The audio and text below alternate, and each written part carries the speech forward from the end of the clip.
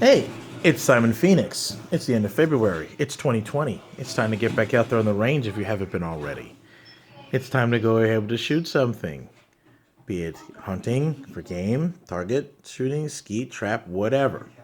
Time to get out there right now. Normally, I would get into a lot of the pistols that I've had, as well as the interchangeability of some parts. It seems to be the only things that seem to be interested in my little YouTube world. So excuse the fact that I lack any large equipment to be able to do what I want to talk about. However, I wanted to get into the idea of budget clones. Okay, I'm quite sure that a lot of you already know about the whole debate of whether it's better to build a budget rifle from scratch or to buy a high quality end rifle and then add the parts that you need. Iraqi veteran 888, TFB, Hickok 45, Tim from Military Arms Channel, other gun tuber channels have gone through this thing by and by. So I'm not really not presenting anything that much different, except I just had a unique opportunity to be able to show an exact clone of one of the two, as opposed to an MP-15 or something like that that everyone can see on any channel. So what I have here on the top is my wife, Benita Green's Ripley. Yes, we do name our rifles. This is a Patriot Ordnance Factory 416 Edge that she got about in 2017. Has a very, very good quality rifle. Fantastic piece, but it cost about $1,700. Definitely some savings that we have. And yes, I did let her use that one, and I'm paying for it already. The other one below is my friend A-Rod's Reticle Firearms 16-inch barrel. I think they would call that one the RF-15. Either way, it's a much lower budget rifle that actually has some great stuff already lined up in it. And then we added a few things both from quality companies and those from third parties, like even as low as Amazon. In this case, for the Reticle Firearms, we're looking at about $900 or so with everything included that you see there, as opposed to $1,700 for simply just the full rifle. That's not including the light, the optic, or that kind of thing. So the one thing that I noticed the other channels didn't seem to talk about was, of course, whether that cost was really just in brand name, which we found that it kind of is, and the type of AR platform that you're using. The Patriot Ordnance Factory is actually a short-stroke gas piston system, while the Reticle Firearms is your standard 1-8 twist direct impingement rifle. So I'll go over a couple of specs between the two to show that there are some subtle differences, but that in the end, it's really about what your budget can afford and what you're trying to do with the rifle. So I'm not going to go in showing how everything's cleared. Of course, it's cleared. Plus, it's not going to harm you. You're on video. So let's go over this now. Okay, so with this one, it's actually a very nice put together system. This is using a PMag. And it's also using a Magpul AFG-2 forward grip, 16-inch barrel. And this actually is from KAK Industries. It's like their Fur Friends muzzle brake that actually puts a lot of percussionary forces forward. Right, we have our just run-of-the-mill kind of pressure switch to make it ambidextrous. Using a bit of a mid-budget 500 lumen light from Amazon. Same thing with this optic, which is Monstrum, which is it's actually a lot nicer than I thought for the amount of money that they ask for. They typically ask anywhere from about $75 to $100 for this optic. It's basically a 2 to 6-inch zoom, and that's where it starts off, and that's it. But it already comes with a handle to adjust for the zoom, and even a range system that shows you, if you're at 25 yards, 35 yards, 100 yards, or even more forward. A lot of other optics, even that are a little bit more money, don't do that. Of course, you have your adjustments for elevation and windage, and this is a little bit less expensive system of 45 degree planted sights. Okay, so they're not like for as a backup sight. So they're not the MBUS sights, which one can get if they wanted to spend the money. But for the 45 degree pros, you're looking at about an additional $177 versus about $30 for these.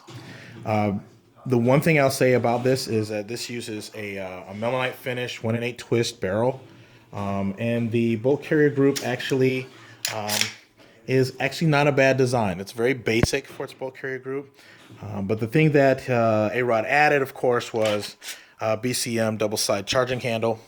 Okay, he added that, as well as a particular QD mount here, and then we added from Amazon, using a bit of Loctite for the M-Lok system, these QD mounts here and on the other side. So it's actually very, very nice, especially considering this was about the time we got everything together. This skull was not included as part of the Reticle Firearms. It was about $900 or so by the time we had everything together.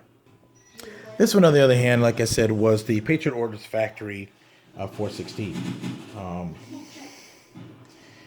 As you can tell, this is very similar in terms of its design, but the difference, and the biggest differences that we notice, is one, the fact that this is a short stroke gas piston system versus direct impingement. We're using a Vortex 1x6 Strike Eagle optic. Okay, we picked up, the only thing that was actually from Amazon was this 3D printed actually rotator that will probably change out to a metal one to make it work. And of course, the fact that you've got both of them being M-Lok, but this is much better quality lightweight, using also an AFG system. Instead of just your standard light, we decided to use Olight. We're on PL Pro Valkyrie light because she doesn't really use a light on this one all that often. But the fact that we're looking at over 1,200 lumens from that, with its pressure switch that we can push anywhere, that has a rail on it, is a fantastic option that we have. And the fact that it's rechargeable by way of USB makes it all that more important. So they look very similar, but they are in fact quite different, just because of the fact that they simply have just a lot of the inner features that are changed. You've already seen this portion here, which means that the bolt carrier group is completely different than that being used by the Reticle Firearms. Last thing to note too, of course, is check out the actual muzzle brake for this. This is Patriot Ordnance Factory's proprietary muzzle brake, and allows for a lot of recoil reduction, much more than even the KAK Industries one. That's the reference copy from the other rifle. So what were the main differences that you see, or that can't be seen from video that I'm going to show you, between the two rifles? One of them mainly is the quality of materials.